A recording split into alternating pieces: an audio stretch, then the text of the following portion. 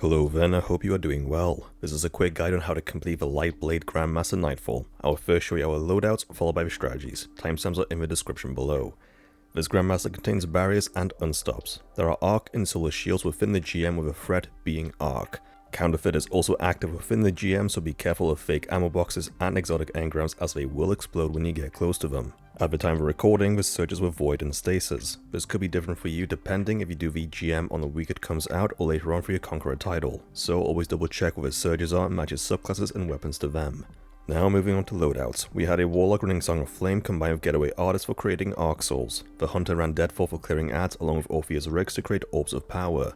The Titan ran Glacial Quake for ad control combined with Symphoseps for increased melee and super damage when surrounded. Moving on to weapons. The Warlock ran a Wish Ender for stunning barriers and a Glaive for ad control along with a Grenade Launcher for DPS. The Hunter ran Wish Ender for stunning barriers and a Healing Auto Rifle for healing teammates combined with a Machine Gun for ad clear. The Titan ran a Stasis GL for breaking Stasis Crystals along with a Pulse for unstops, and finally they too had a Grenade Launcher for DPS. Now onto Moth, starting with a class item. Run any of the mods to help reduce your ability cooldowns when using different abilities. You could also run Moth's Proximity Ward and Healthy Finisher to get your health back along with an overshield when performing a finisher. For leg armor, you can run mods to help with your ability regen when picking up Orbs of Power. You could also run Scavenger mods to pick up additional ammunition when picking up ammo bricks. For your chest armor, run a Concussive Dampener to help reduce incoming damage from grenades and the barrier's explosive damage, as well as the boss. Also run an Arc Resist mod because incoming arc damage is increased by 25%. For gauntlets, run any mods that boost your abilities or create Orbs of Power. Finally, for the helmet, I suggest you have a Heavy Ammo Finder mod on along with a Scout for additional heavy bricks. You could also run Siphon mods for your weapons to make additional Orbs of Power, or run Ashes to Assets to get super back on grenade kills. These are the loadouts that we used. Either copy them or use them to make your own designs. You do not need the same loadouts, subclasses or characters that we have to complete this GM. With that out of the way, let's get straight into it. Once you load in, run down the stairs into this large open area. Start off by shooting the boss at the back of a map and be careful of its explosive attack. After a couple of hits, the boss will despawn. There are two barriers amongst the ads here, but you do not need to kill them for the platinum. You can run around the left side all the way to the entrance and completely skip them. As long as one person runs through the door at the back, the remaining ads will despawn.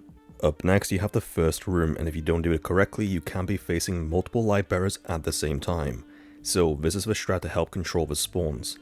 In the center will be two barriers and a Lightbearer, along with a bunch of acolytes and two wizards.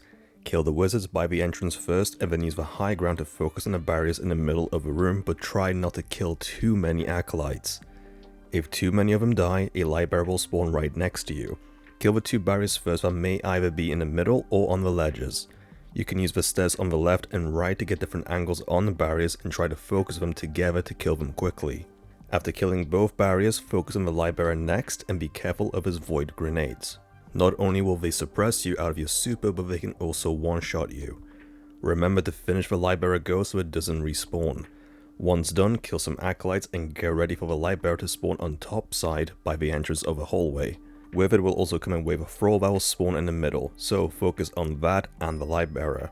After defeating the second Lightbearer, once again begin thinning out any remaining ads which will spawn in the third and final Lightbearer in the middle, along with two arc shielded knights. If you have any supers, use them here to control the ads in the middle, otherwise you can always fall back into the hallway behind you at any moment to lure the knights away. Once done, carry onwards to the Barge area. On either side of the Barge will be a barrier champion waiting for you, so either split into two teams or take them out one by one. Once the Barge begins to move, you will slowly approach ads on either side and a Shrieker at the back. Snipe them along the way and focus on the Shrieker once it opens up. You can also jump off early and onto the side balconies to snipe the ads and the Shrieker, then parkour your way through to the far side, whichever is easier for you. At this point the Barge will stop, and to progress it you will need to get two charges, one from either side, on the top left and the top right sides. Next to each side will be a Lightbearer, and as soon as you reach the top of the stairs they will activate their super. Just hide at the bottom of the stairs or use a glaive to absorb the shots and be careful of the suppressor grenades. Once the super runs out, you can head glitch the top of the stairs to kill them. Freezing and suspending them also works. Bank for two charges by the Barge and then jump onto it. When the Barge begins moving again, you will need to reach the far end portal to proceed forward. In between you and that portal will be acolytes, wizards and shriekers. You can either stay on the Barge and shoot them along the way, or jump to either side and use the walkways along the walls to get to the far side. It is easier to jump off the barge and clear the ads out along the way, which will take longer but it will be safer. Throughout the Nightfall you may encounter Bane enemies, which are just regular enemies with additional effects, such as this wizard which has a void leeching, so be careful as they can easily take a revive token right off you. Whichever path you choose, once you get through the portal, I suggest you turn around and jump onto a balcony behind you above the barge. Just make sure to stand on the edge of it and not the middle, because there will be several waves of thrall that will jump onto the barge. They will spawn on the middle of the balconies and then jump off onto the barge, so if you are too close, they will push you off. Standing on the sides will allow you to easily dispose of them. Up next you have a lantern area, and there are 3 strategies to this. You can go from lantern to lantern, shooting the ads along the way as well as the moths. The second strategy has you skipping all the lanterns by simply running along the right side wall all the way to the end, and this way you skip most of the ads and the moths. Or the third way is you have a strand hunter grapple the way through the area to the far side. As long as you reach the far side of the area, it will despawn most of the ads and you will also lose all of your weighted debuff. Personally, we use the right side strategy. For it to work properly, you will need to keep checking behind you for any creeps that may be following you, and definitely be on the lookout for any moths in front of you. Remember that you can shoot them before they lock onto you. Just be aware that some groups of ads may spawn right next to you as well. This next cave will contain an Unstop champ, plenty of ads and moths. Just use the right side rock for cover to dispose of the minor ads trying to rush you. The Unstop champ will mainly stay at the back, and because it is Scorn, it will be using the long range beam attacks. As you make your way up through the cave area, make sure to destroy any moths along the way and the ads that may be standing above you. The vast majority of the ads will be at the top of the cave, and amongst them will be some snipers. Once you get near the cave entrance, below you will be 2 mini boss ogres as well as 2 Unstop champs. 1 hive and 1 Scorn, battling it out right below you. At the back of the room will be the boss and 2 shriekers. Just use this high ground to shoot down at the ads below you, but keep an eye out on the shriekers. They will open up every so often, so use that chance to get rid of them since you are out of range of their shots. Also keep an eye on any creeps because they might sometimes try to jump up towards you from the bottom. Try to focus on the hive ogres and Unstop first, and use the Scorn Unstop to help you deal extra damage against them. Once most of the ads are dead, the boss will eventually teleport away. You are now in the boss room. There is a strat here you can use to keep the ads in line to not get overwhelmed. Use the walkways around the room to begin damaging the boss to remove the first bar of health. You will have curse thrall spawning right underneath you, and every time you remove a large portion of the boss's health, you will be rushed by thrall. Now you can cheese the boss somewhat by having one person jumping from the walkway over to the center platform and then back and forth. The boss will follow you to and from without shooting anyone. Just make sure to swap sides as soon as you see him jump towards your side so he won't stomp you. Once one bar is removed, the boss will teleport to the middle and a Lightbearer along with 2 arc-shielded knights will spawn in. Focus on the Lightbearer first to get it out of the way as quickly as possible. Use a super or 2 to quickly kill it. Once done, kill 1 arc-shielded knight but keep 1 alive.